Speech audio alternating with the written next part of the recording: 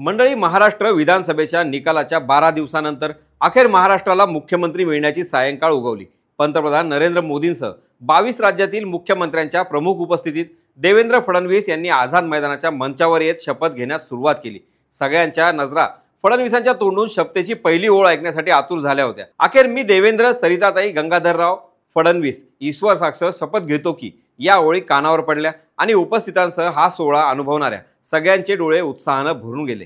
फडणवीसांच्या शपथविधी सोहळ्याचं हे सगळं वातावरण आपण अनुभवलं, पण यंदाचा हा शपथविधी सोहळा अनेक अर्थाने वेगळा होता। कारण फडणवीसांनी मंचावर पाऊल ठेवताच हा शपथविधी विक्रमी ठरला। ज्यावेळी फडणवीसांनी मुख्यमंत्री पदाची शपथ घेतली त्याच वेळी त्यांच्या नावावर अनोखे विक्रम नोंदवले गेले, ज्यानं हा शपथविधी खास ठरला। कुठले आहेत ते विक्रम, कसा पार पडला हा विक्रमी सोहळा, हेच आपण आज या व्हिडिओच्या माध्यमातून जाणून घेणार आहोत। नमस्कार, मी स्वप्नील आणि आपण पाहतात त्याचं काय महाराष्ट्र। तर मंडळी, फडणवीसांनी महाराष्ट्राचे 21वे मुख्यमंत्री म्हणून शपथ घेतली आणि देवेंद्र फडणवीस यांच्या नावावर 3 राजकीय रेकॉर्ड नोंदवले गेले। यातील पहिला राजकीय रेकॉर्ड म्हणजे महाराष्ट्र राज्याची निर्मिती झाल्यानंतरचा राजकीय इतिहास बघितला तर इतिहासात आतापर्यंत ज्या व्यक्तीने उपमुख्यमंत्री म्हणून काम केलं आहे त्याला कधीही मुख्यमंत्री होण्याची संधी मिळालेली नाही।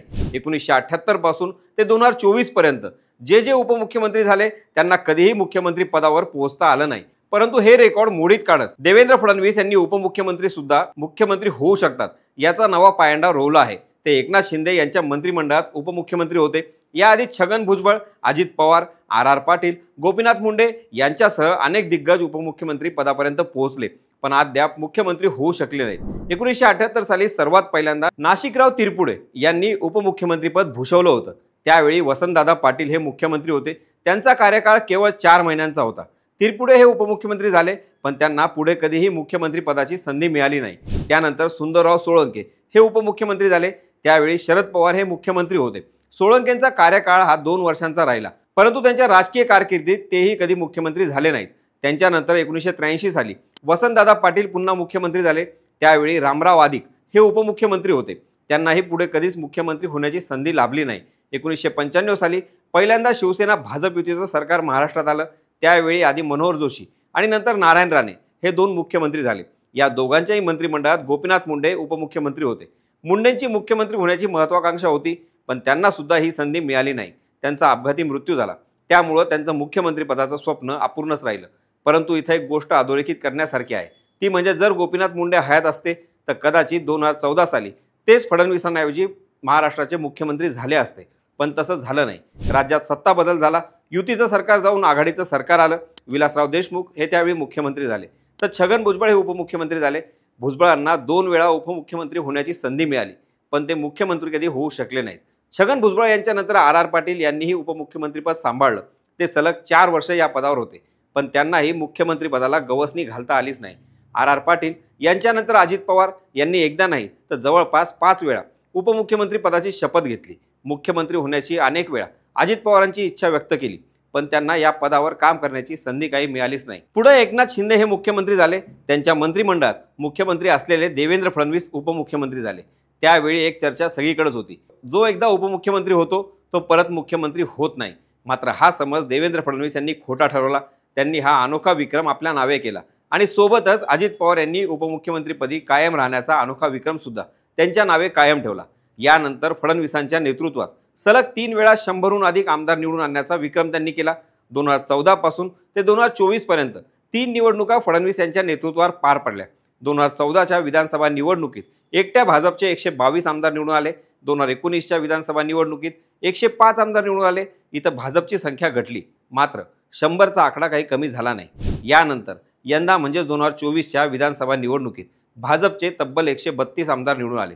वाखण्याजोगी गोष्ट म्हणजे सर्वाधिक आमदार असूनही 2019 मध्ये भाजपला विरोधी पक्षात बसावं लागलं। तसंच जेव्हा 2022 मध्ये महायुतीचं सरकार आलं तेव्हा भाजपला मुख्यमंत्रीपद मिळालं नाही। तरीही 105 पैकी एकही आमदार भाजप सोडून गेला नाही। शरद पवारांनी 6 निवडणुकांमध्ये राष्ट्रवादी काँग्रेसचे 296 आमदार निवडून आणले, तर देवेंद्र फडणवीस यांनी केवळ 3 निवडणुकांमध्ये भाजपचे 359 आमदार निवडून आणले। विशेष म्हणजे राजकारणावर पकड असूनही पवारांना कधीच 100 आमदार निवडून आणता आले नाहीत, परंतु फडणवीसांनी सलग 3ऱ्यांदा 100 आमदार निवडून आणले। यानंतर देवेंद्र फडणवीस यांच्या नावावर झालेला पुढचा विक्रमही असाच खास आहे। देवेंद्र फडणवीस हे 3 वेळा मुख्यमंत्रीपद भूषवणारे पहिले नेते आहेत। 2014 मध्ये देवेंद्र फडणवीस हे पहिल्यांदा महाराष्ट्राचे मुख्यमंत्री झाले. त्यानंतर 2019 मध्ये 72 तास म्हणजेच 3 दिवसांसाठी देवेंद्र फडणवीस मुख्यमंत्री झाले होते. त्यानंतर आज देवेंद्र फडणवीस यांनी तिसऱ्यांदा मुख्यमंत्रीपदाची शपथ घेतली. विशेष म्हणजे शरद पवार यांच्यानंतर तीनदा मुख्यमंत्री होण्याचा विक्रम त्यांच्या नावावर नोंदवला गेला आहे. विशेष म्हणजे भाजपच्या विधिमंडळात पक्षनेतेपदी देवेंद्र फडणवीस यांची एकमुखाने निवड केली गेली आणि त्यांच्याकडे मुख्यमंत्रीपदाचा कार्यभार सोपवण्यात आला. मुंबईच्या आझाद मैदानात हा सोहळा थाटामाटात पार पडला. 2 उपमुख्यमंत्री आणि 1 मुख्यमंत्री असं हे महायुतीचं सरकार आता पुढच्या 5 वर्षात कशा पद्धतीनं काम करणार हे पाहणं महत्त्वाचं ठरणार आहे. कारण मागील 2 वर्ष जरी राज्यात महायुतीचं सरकार असलं तरी ते कशा पद्धतीनं तयार झालं, त्यात काय तडजोडी होत्या, हे सगळं आपल्याला ठाऊक आहे. आज महायुती सरकारमध्ये मुख्यमंत्री भाजपचा आहे. त्यामुळं अर्थातच आता सगळे निर्णय हे भाजपच्या विचारातील असतील. मंत्रिमंडळ असो की अन्य काही निर्णय, यात भाजपचा वाटा हा सिंहाचा असणार आहे. यात काही दुमत नाही. सरकार कोसळण्याची कुठलीही शक्यता नाही. त्यामुळं 2019-2024 या दरम्यान महाराष्ट्राला 2 मुख्यमंत्री 2 उपमुख्यमंत्री लाभले असले तरी पुढचे 5 वर्ष फडणवीसच मुख्यमंत्री राहतील अशी तरतूद भाजपनं करून ठेवली आहे. शिवाय भाजप आणि इतर घटक पक्षात मुख्यमंत्री पदावरून कुठलीच वाटाघाट झाल्याचं वृत्त समोर आलेलं नाही. त्यामुळं पुढील 5 वर्षांनंतर दुसऱ्यांदा 5 वर्ष मुख्यमंत्रीपदी कायम राहण्याचा विक्रम फडणवीस यांच्या नावावर होणार आहे. ही एक महत्त्वाची बाब आहे. अर्थात यासाठी त्यांना 5 वर्ष वाट बघावी लागणार आहे. एकंदरीतच या 3 विक्रमांमुळे फडणवीस यांच्या शिरपेच्यात मानाचा तुरा रोवला गेला. यानंतर होणारा मंत्रिमंडळ विस्तार, फडणवीस यांच्या कार्यकाळात होणारा विकास या बाबतीत आपण वेळोवेळी अपडेट घेत राहणारच आहोत. तत्पूर्वी मुख्यमंत्री देवेंद्र फडणवीस यांच्या या एकूण शपथविधी सोहळ्याबद्दल तुम्हाला काय वाटतं हे आम्हाला कमेंट बॉक्समधून कळवायला विसरू नका. बाकी राजकारणाच्या आखाड्यात आपली नजर कायम असणार आहे. तेव्हा कुठेही जाऊ नका, पाहत राहा आणि सबस्क्राईब करा. त्याचं काय महाराष्ट्र.